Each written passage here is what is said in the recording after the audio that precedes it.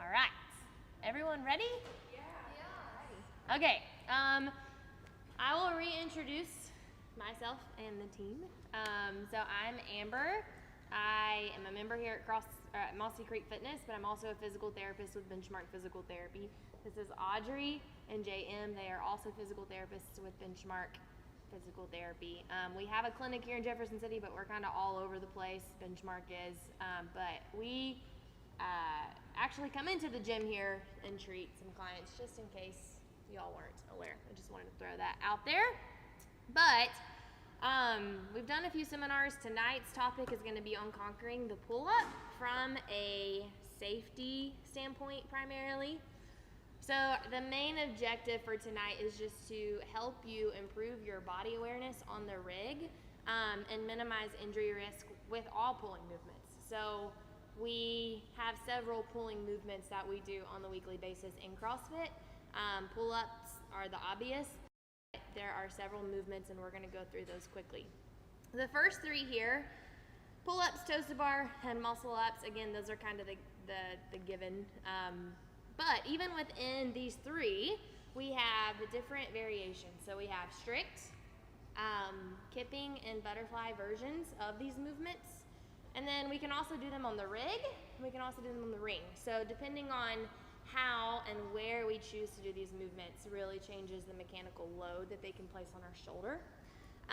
We also have ring rows, ski erg, rowing, and there are even pulling phases within the snatch and the power clean. So we're doing a lot of pulling, like I said, on the weekly basis. Tonight we're going to focus mainly on the pull-up, primarily kipping and butterfly pull-ups, and knowing when you're ready to start those variations of this movement. And before we progress with kipping and butterfly pull-ups, there are a few prerequisites that we're looking for when you come to us for injury, but also your coaches are also monitoring you and making sure you have these prerequisites before you start doing them in the gym. So before we start kipping and before we start doing butterfly pull-ups, we need to be sure that you can do at least one strict pull-up. I would say preferably 2 consecutive strict pull-ups, which if you've ever tried strict pull-ups, that's a lot. But that is going to tell us that your shoulder is healthy enough to be able to progress with the more dynamic movements on the rig.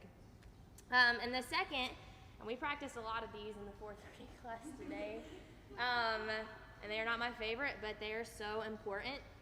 We want to see solid hollow hold and Superman positions both on the floor and then also on the rig.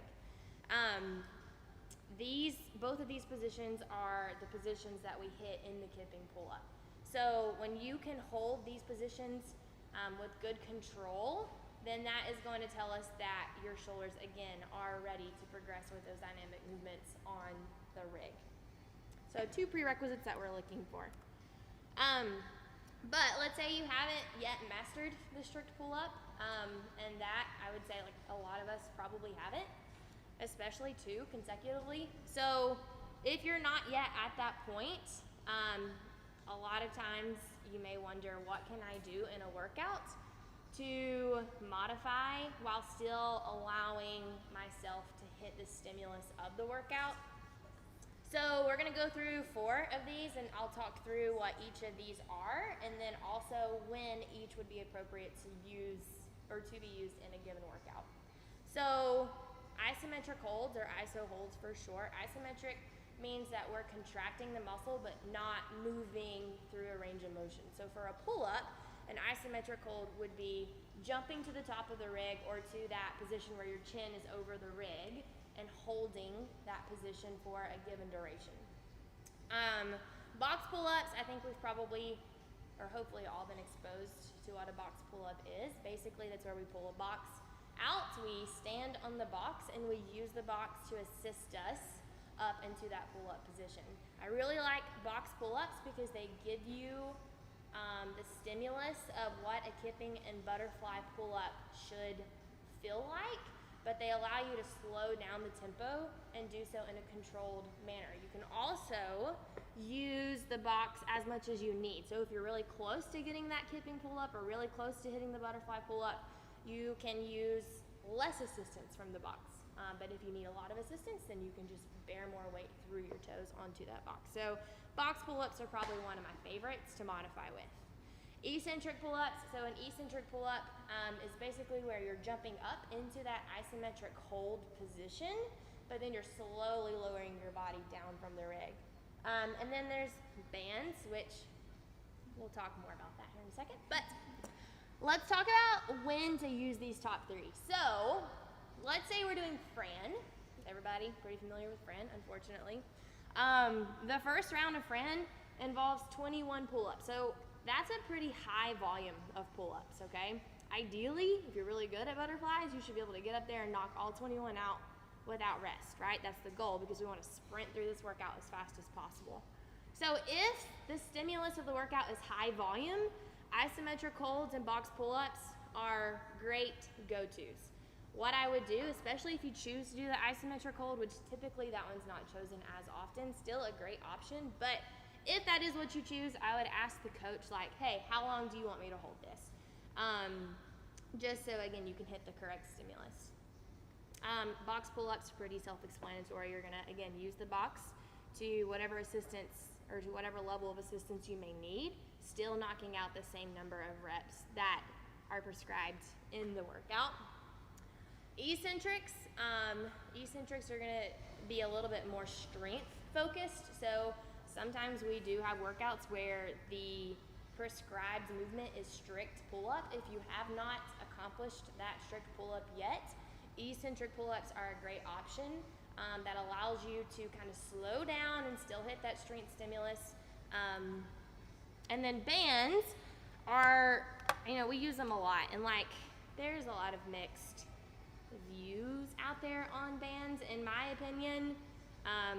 Again, if you have not accomplished that, or if you have not shown that you're able to maintain good control in your hollow hold and Superman positions, bands, in my opinion, are not going to slow the movement down enough for you to be able to move well and with good control.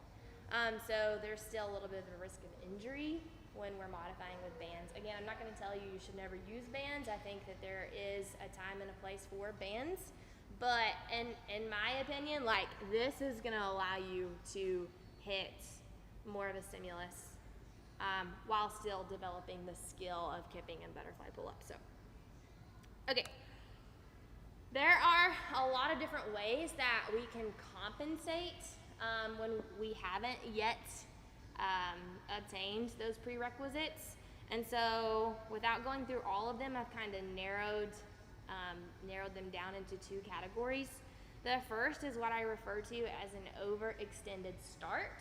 So with an overextended start, usually we will see the individual really arch through their spine and swing their way up to the top of the rig. So they're using the momentum that they develop through that movement to get them up to the top of the rig versus good lat activation. And we'll see a lack of control with this movement, and usually it's going to result in like a timing issue. So you feel like, okay, I can't make it into my third, or I can't make it into my fourth. You can only do two, and then you have to drop, and then you do two more, and then you drop. So typically that's going to be what we refer to as an overextended start. And then the second is a mobility issue. So typically people will be limited with shoulder flexion and also shoulder external rotation, two movements that your shoulder needs to be able to move into well in order to be able to hit that Superman position on the rig. So when we are limited in these planes of movement, oftentimes we'll see an elbow flare. So instead of being able to fully flex and get into that Superman position, our elbows will bend as we attempt to move into that Superman position, and that is usually a result from shoulder mobility issue. And then the second is, again, if we don't have the required external rotation in our shoulders, we'll see an internal dump or an anterior dump in the shoulder when, again, we move into that Superman position. It's also commonly seen in snatching. So if you feel like your shoulders just can't stay in a neutral position, or you can't keep your elbows to the ceiling, then a lot of times we need to assess your mobility to see if there's something else going on that we can fix to be able to improve that position. And so next we're gonna kind of go into how to know if you do have a mobility flaw. And Audrey is gonna lead us through a mobility assessment. That was nice. A little slide there. All right, so the point of this is, one, to make this interactive, and two, allow us to all become a little bit self-reflective on what are the things that I need to be working on. Because this does not just translate to pull-ups. Our shoulder mobility is oh so important with any kind of overhead movement that we are doing here. So if you have issues with any of these movements, not only is it going to affect your shoulder movement while you're doing pull-ups, but also things like snatching and clean and jerks, and especially overhead squatting. Any of that is going to be affected by our ability to perform these things. So we're going to be looking at, one, can you maintain some good core control with some of these positions, because that's going to be really important, again, for everything. And two, kind of talk through, is this going to be a joint issue or is it a muscular tightness issue? Some of that is, us to know, and maybe not for you to self-diagnose. So if you notice that you have a limitation in these things, that was a great time to be like, hey guys, what would I be doing? So we'll kind of just play around with again, some self-awareness, like, ooh, that's a little tight, that's a little challenging. And then after we do that, we're going to play around with some different things to try to maybe help with some of that. And if you notice a particular skill is challenging, well, maybe you include that in your own makeshift accessory work. That's kind of the goal for this. So we're going to, by we, JM is going to show you these positions. I'm just going to talk about them. So we're going to kind of show you what these will look like first, and then we'll do some breakouts with a buddy and let you kind of help your friend realize if they are good at these or not. Okay? Okay, so the first thing we're going to do is he's going to lay on his back. We're going to look at some core control. Okay? So, okay, so a couple things we're looking at. So, if you guys you can either can everybody see this area here? This is what we're looking at. Okay, so just can you show me like a tabletop position with your start a dead bug? Okay, so when we're in this position, this is kind of step one, because the hollow hold position is actually really, really hard. And sometimes we just kind of get into it and we actually really poor form while we do it. So this is kind of a good step one to seeing if you can find this good position. So what we're looking for here is, most of us, when we lay down on our backs, we have a natural curve in our spine. Yes, we should have one. So if we're nice and contracted in our core, our back should be flat against the table, where if we're relaxed, then it kind of creates this little tunnel under here, okay? Kind of sweaty. So we want this to be nice and contracted here to keep our back flat against the table. So now, let's just start with arms. Keep your legs there and bring your arms up overhead. So in this position, he still should be able to keep his back flat against the table and not lose it. Allow this arch to happen, okay? So now contract. All right, so now keep your arms in that position, and we'll start just bringing one leg out. If this is challenging, he's a little shaky over here. Maybe this is something we need to work on, okay? So, let that be a moment of self-reflection for you, okay? If you're doing this and this position is really hard to maintain, or if you start to bring your leg out and you feel your back going,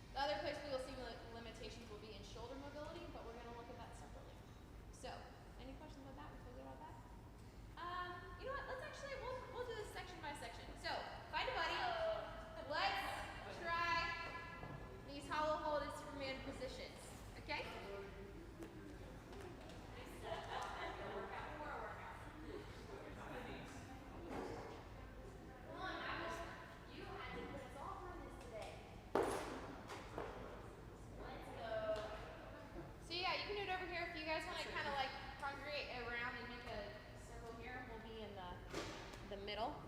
So find your buddy, pick one to start on your back. We'll go through this pretty quickly. All right.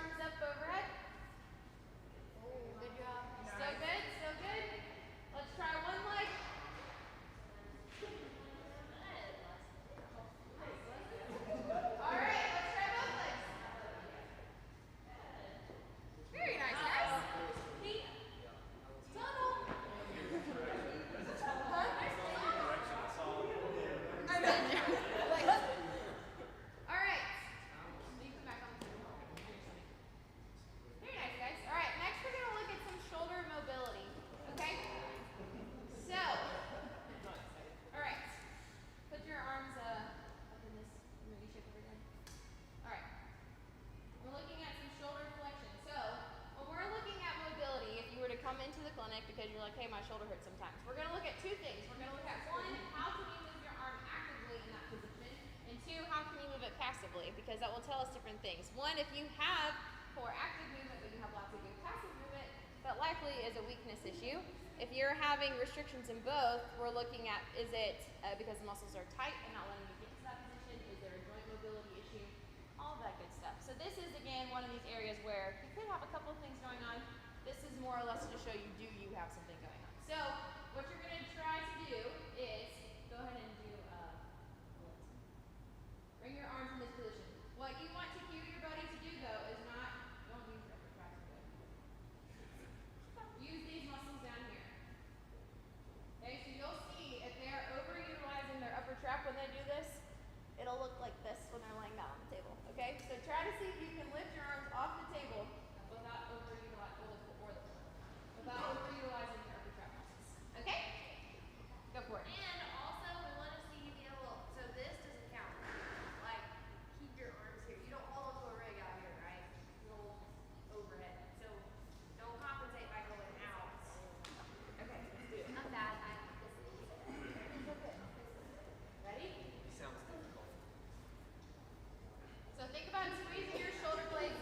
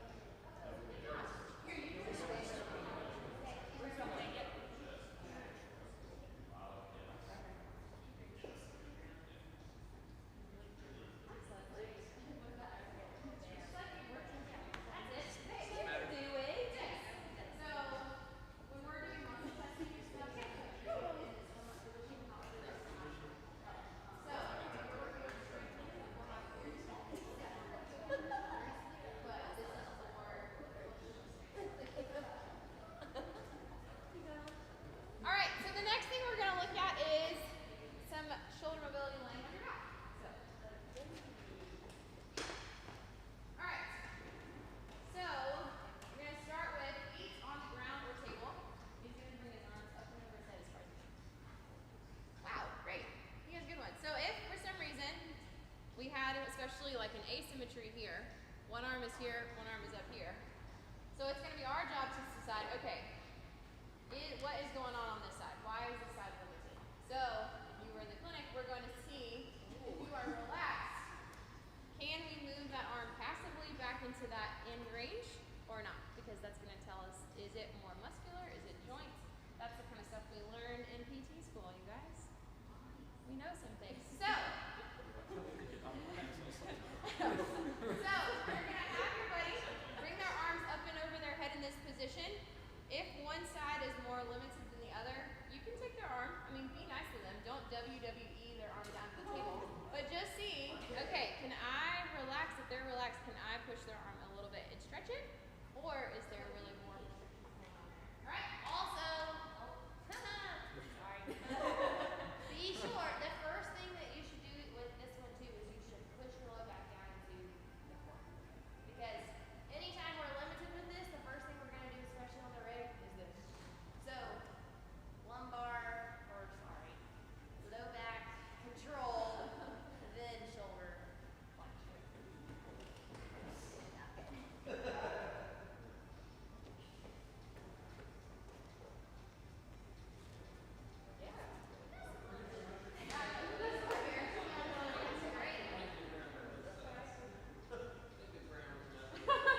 If you can touch the ground, you're good.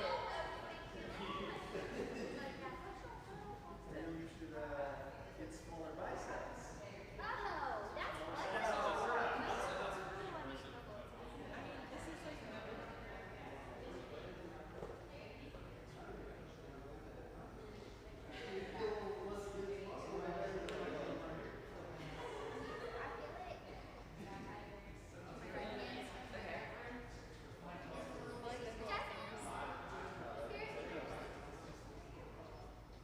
Good.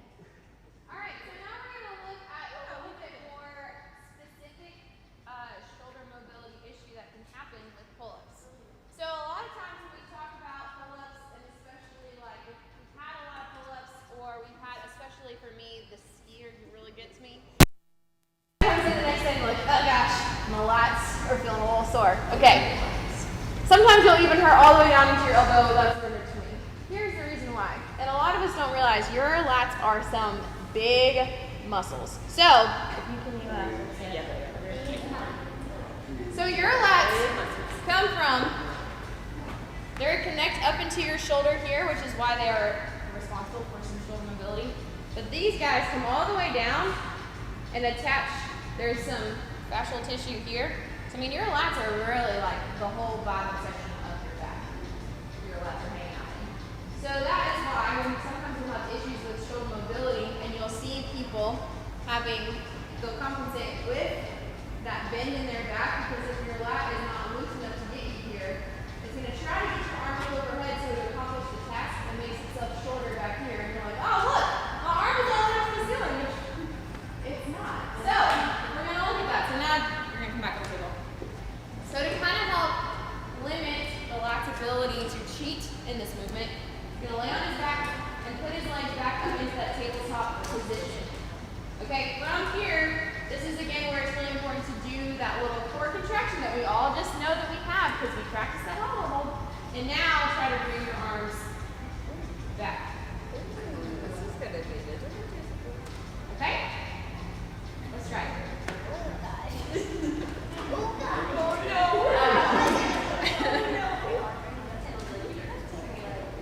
I know, yep.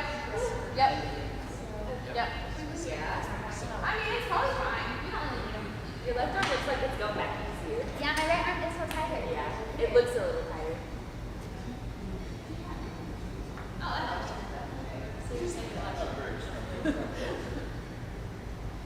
Leah. Beautiful.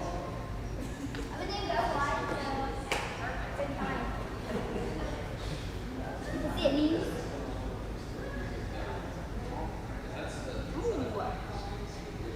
Great. How do you feel? Mobile. Mobile. I feel mobile. I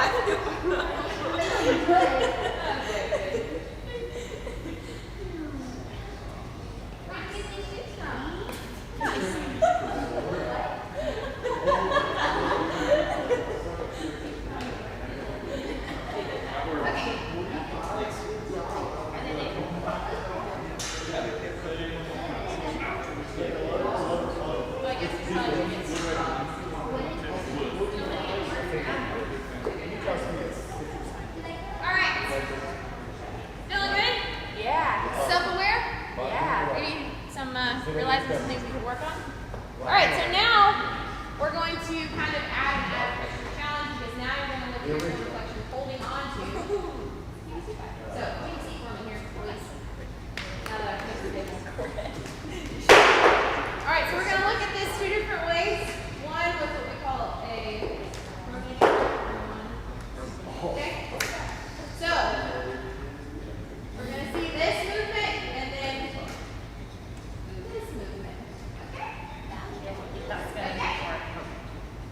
All right, so you can have it. Most of us do not do pull-ups here, so your grip can be a little bit wider. Try to hold it like where you would imagine holding the rig. Go ahead. Wow. Look at that. Friend? All right. And then let's see the name here. Good luck. Oh, you're so good. All right. You're gonna get gassed up. All right. Let's see it. On the ground? Yep. Sitting. Sitting. With that.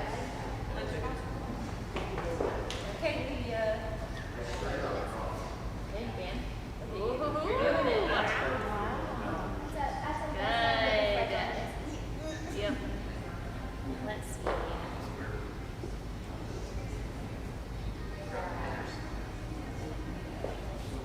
Did you try this one? Yeah, just wait. Just wait. I'm gonna get here. You're good, Sam.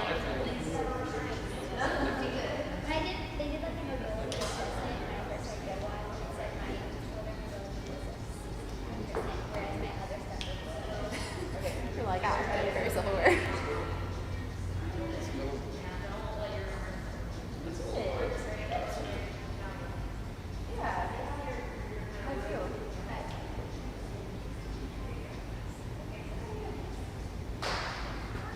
Thanks, everybody. Good job. Good job. Good job. All right. We just have Hey, Donna's looking at you. okay, cool. And then what I thought we could do is maybe the olive holds. I gotta text her. Tell her about it. She told me that. She asked me. Okay. Cool. Well, you still have. We haven't done the other.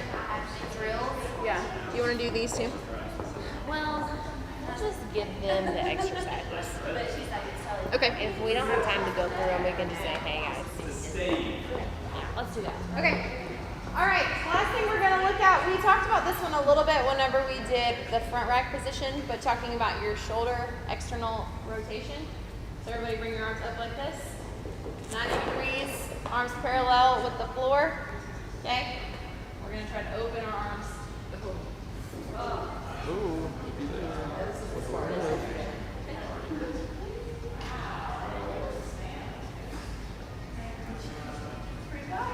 You may have So again, this is one we talked about this with the front rack because you need to be able to get into that external rotation to have a good front rack.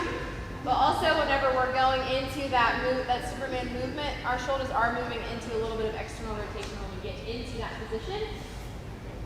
So that's probably where you're going to see some of that elbow compensation to get you into that position because you don't have the ability to get there. See that? So. Yikes. Yeah, all right, so we're getting on the rig because somewhere where we would sit out here on the rig practice. So what we're going to do is we're going to practice, now we're going to transfer our Superman hollow hold drill to the rig. Okay, so Jay, come up here. Come on. Okay, so you're going to jump up. Okay, I'll take it.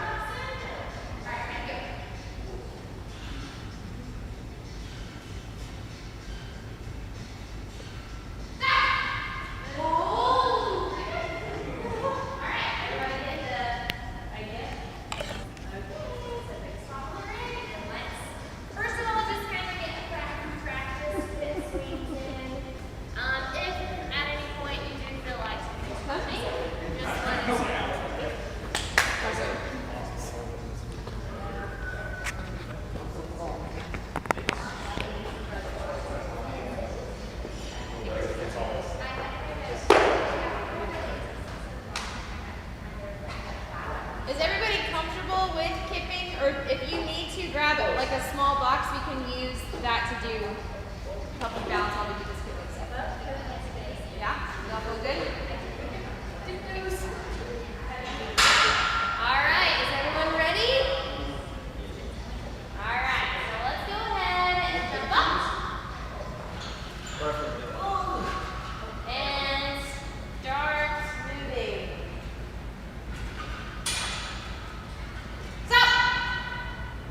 Oh, nice. Stop. Nice. Did that feel? How did that feel? A little challenging, a little easy. Everybody master? Okay, let's do it again. Ready? Go.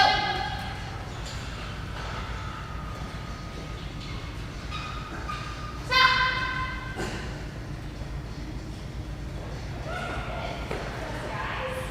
Okay, so this is just a good drill that you can practice on even on your own to, again, practice the you have seen now. It's hard to do it before, but transferring that to the grade is really cool, especially when you start out. So, the last thing that we have, which it's 6:45, so we'll just kind of go through the drills.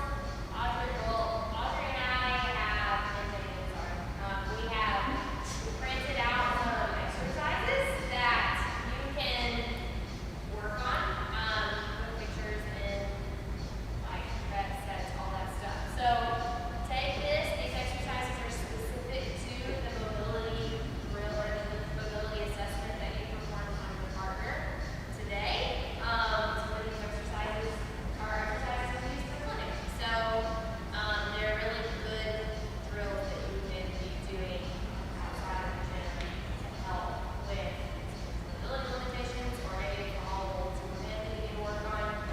That's also included in these exercise packet. So we'll go through that real quick. We're not going to make y'all practice it or anything because we want y'all to get what we need to work and do the 7-part class. So let's go through that real quick and then y'all can be on your way. Y'all can just come on back to your seat and then we'll pass this out. Yeah.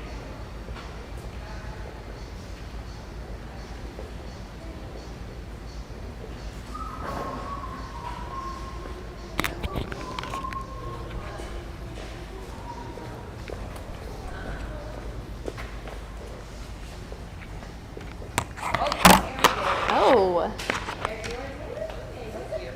Is it? Oh, okay. Oh. You guys, now we have a mic. It's getting serious over here. It's like a cruise director. You actually had it on earlier. It was just on the computer, so I could get all of it. Oh, okay. Well, I'll put it back. It's not just mine. Do you want to go through them? You want me to go through them? Well,